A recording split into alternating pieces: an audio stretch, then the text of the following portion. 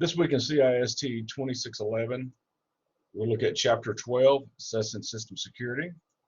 In this chapter, we're going to evaluate a system security, scan a system for vulnerabilities, evaluate the overall security of a network, use the 6 P's of security, apply a patch to your system, and also document your security. So what this chapter does is going to examine the procedures for evaluating the risk level of a computer system or network. In this chapter, you're going to learn how to determine whether a system is at risk, make the evaluations, and document your work. First, we'll look at the single loss expectancy. What this does is your asset value, which is the value of the asset, the exposure value, it's a percentage of the asset's value that would be lost. So we look at our SLE. It's going to be our asset value times our exposure value. So the example here is like an $800 laptop. 1 year old, it's going to depreciate 10%. So we see that the value of that laptop, that asset, would be $720 after 1 year. The annualized loss expectancy is how much you expect to lose from a particular issue in a year. So our ARO in this will be our annual rate of occurrence. How many times is this event going to occur a year? Our ALE will be our single loss expectancy times our ARO. So for using the previous example, we said that a laptop is going to be $720 value after a year, and we expect to lose 6 of those a year. So we have our single loss times our annual rate of occurrence to give us a total loss of $4,320.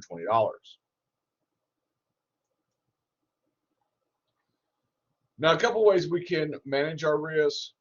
Residual risk, that's risk remaining after you've taken all the steps you can to deal with the risk. So we have 4 risk categories of response to risk: mitigation, avoidance, transference, and acceptance. Mitigation means that you've taken steps to lessen the risk. Now, no matter what you do, there's still going to be likely to be some risk left. Example, if you're worried about a virus, you put an antivirus on your system. That's an example of a risk mitigation. Avoidance is something that's going to be difficult to do, which means you have 0 risk. So, if you're worried about something being downloaded from a website, a virus being downloaded from the website, one way to do this is not to give them access to the web.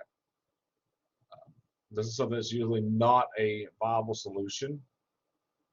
Transference is transferring the risk to someone else. So let's say we have a cyber breach issue, we have insurance, so we transfer the risk, the cost to the insurance company, and it's passed over to the insurance. So then we're transferring the cost from the company for the cybersecurity insurance to the insurance company. Acceptance is where you look at it and say the probability of the risk is very remote, or the cost of mitigation is higher than the cost of risk. So you choose to do nothing. You simply accept the fact that there is a risk.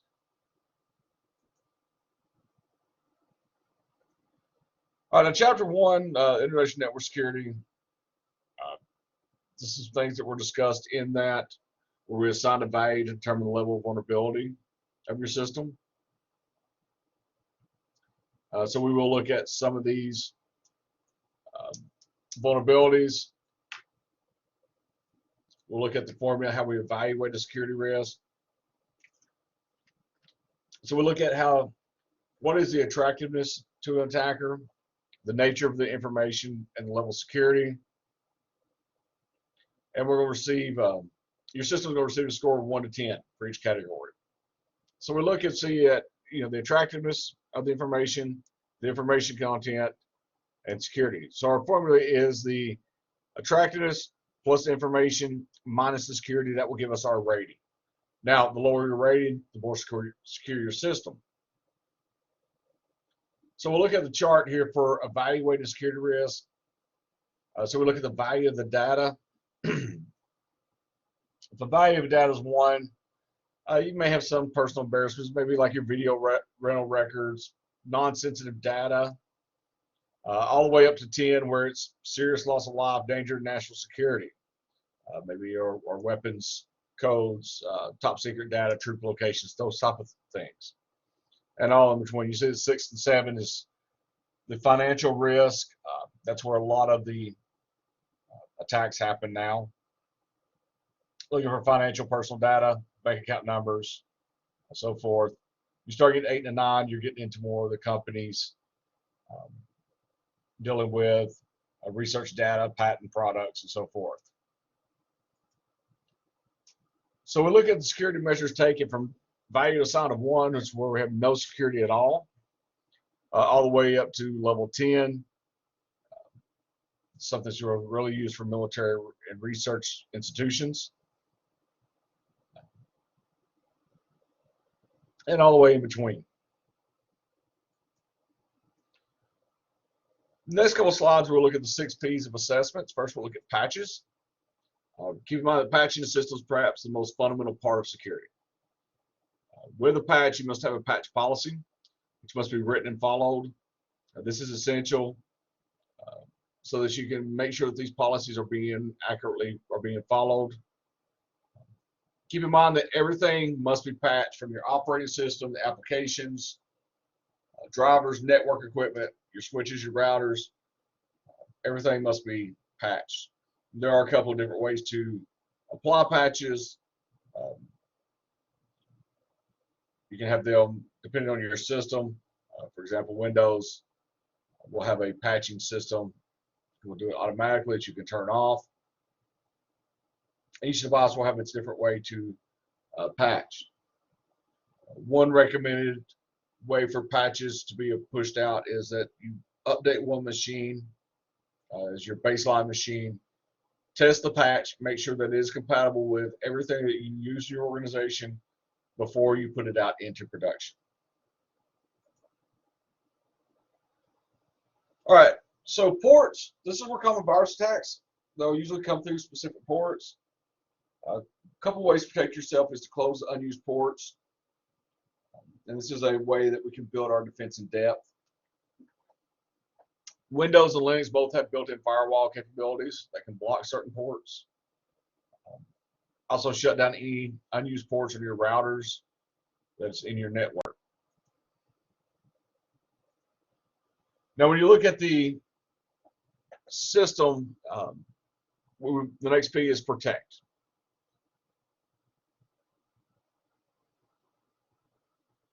In here, we're going to ensure that the following are placed and functional: the firewall, antivirus protection, anti-spyware, IDSs, proxy servers or NAT, and data transmission and encryptions. Keep in mind, proxy servers were discussed in Chapter 2. One thing, though, is that with that proxy server, also, if you're not having them configured properly, hackers can then bounce signals off to attack other systems off that proxy server. Next P is physical. Physical means you have control, access to server rooms, workstations, equipment, data media, the backup media. You'll make sure that you keep all of these also equipment, physical equipment inventoried and up to date. Some additional physical securities are biometric locks. Make sure visitors are logged in and escorted by an employee at all times. Inspect all bags. No portable devices that may record data are allowed on the premises. All printing is logged. All copying is logged as well. These are some ways that you can apply different strategies for your physical security. At the very minimum, you want to make sure that items are secured. Access to server rooms are available to only those who need access to those. We'll apply the principle of least privilege that we use in data to also the physical devices as well, and locations inside your building. All right, port scanning is scanning well-known ports to see what are open. Now, when you know what ports are open, that can tell you a lot about a system. So if you see that ports 160 and 161 are open, it's telling you that the system is going to use SNMP. Looking at this from a network administrator, you should not have any ports open that are not absolutely necessary. Enumerating is determining what is the target, what is on the target network, such as accounts, shares, printers, shared folders, and so forth. All these might provide a point of attack. Vulnerability assessment is a use of a tool to seek out known vulnerabilities or manually assess vulnerabilities. There's a number of tools that are freely available on the internet for active scanning. The chapter itself will cover scanners such as NetCop, NetBrute, and a lot more. Will be covered in your text. All right, vulnerability is a flaw in a system that an attacker can use to exploit. The attacker can exploit to attack the system. There are some different lists that you can go through and look at common vulnerabilities, as you see on the screen here. The McCumber Cube is a way of evaluating security on a network, looking at all aspects. So in here we have our goals of the McCumber Cube. Is the confidentiality, integrity, and availability. So same three of the CIA triad. We want to ensure that confidentiality, that only the person that should have access to the information has access to it. Integrity, that that data is not been changed and that it is available in a reasonable amount of time.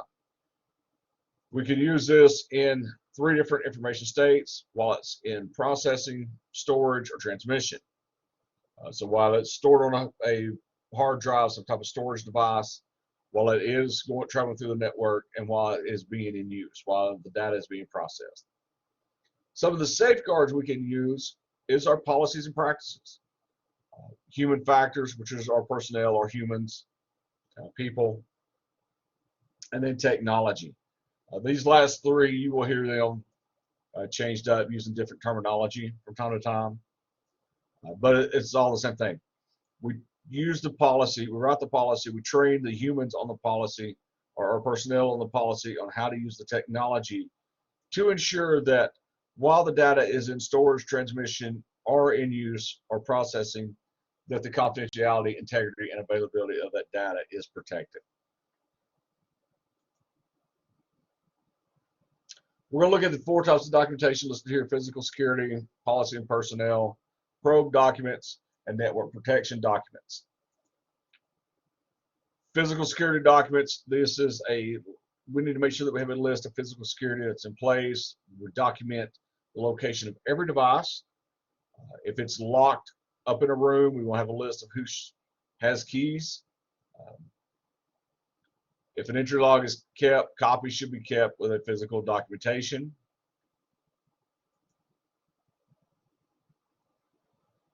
Policies and personnel documentation, this is where all policies must be filed. Revisions must be documented and kept. We keep signed copies of the agreements on awareness. This is the agreement you have the employees sign, saying that they've received a copy of the policies and they know what they are. And also you may have more items added to this as necessary as well. You also want to keep a list of personnel with their access rights listed as well. All right, so internal audits results should be filed every time that you do a probe. External audits should result, and those results should also be kept. If you find any flaws, you have a follow-up report should be made. And if you have a security incident occurs, you want to document what happened and how it was corrected, so that you know if it happens again, a quick way to recover. The network protection documents, these documents should detail the following: what firewall is used and how it's configured, what IDS is used and how is it configured, any antivirus, anti-spyware, do you have honeypots in use,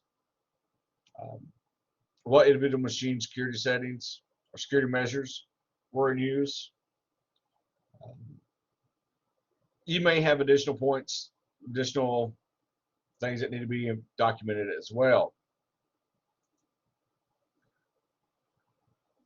Security audit must also be part of any security plan. The audit must include the following activities. You check for appropriate security policies, check all patch levels and updates, check physical security, probe the system for vulnerabilities, and then document specific steps taken in the audit, and if any flaws are found, and corrective actions that were taken.